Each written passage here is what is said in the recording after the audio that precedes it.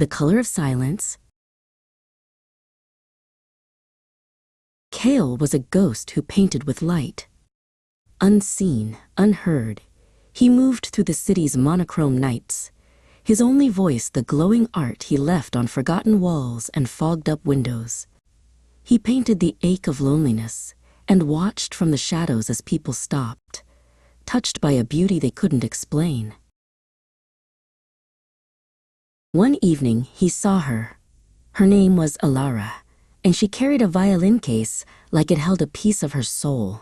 While others glanced at his art and moved on, she stopped. She didn't just look, she listened, her head tilted, her eyes tracing every glowing line as if it were a melody.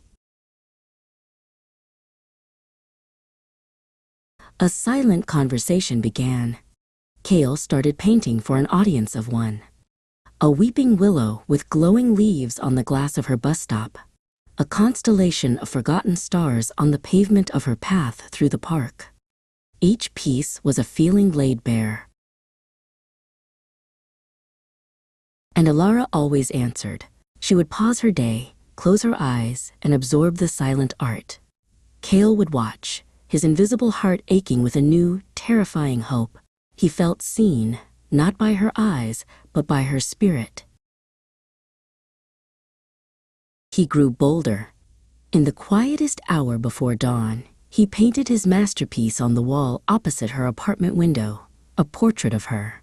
Not her face, but the music he imagined she held inside, a symphony of swirling light, harmonious and complex. When Alara opened her curtains that morning, she gasped. It was her. It was the melody she had been struggling to compose, the feeling she could never put into words, painted in silent, glowing light. Tears streamed down her face, not of sadness, but of recognition. That evening, she brought her violin to the wall. She stood before the glowing portrait and began to play.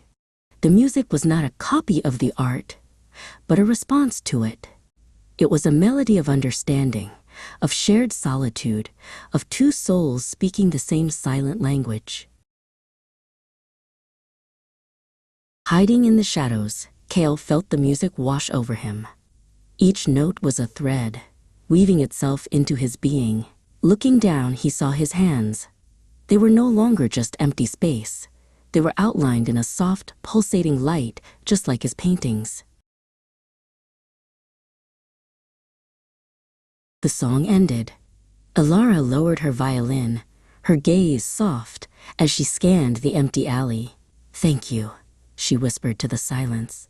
For a fleeting second, her eyes met a pair of faintly glowing ones in the darkness. She didn't flinch. She smiled.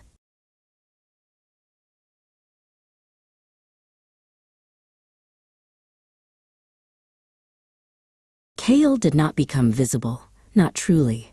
But he was no longer a ghost. He was the color of silence, the light in the shadows.